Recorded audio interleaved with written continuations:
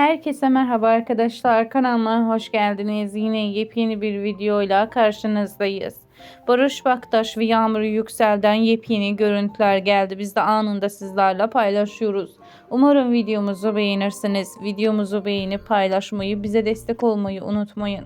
Bir sonraki videomuzda görüşürüz. Hoşça kalın, iyi seyirler.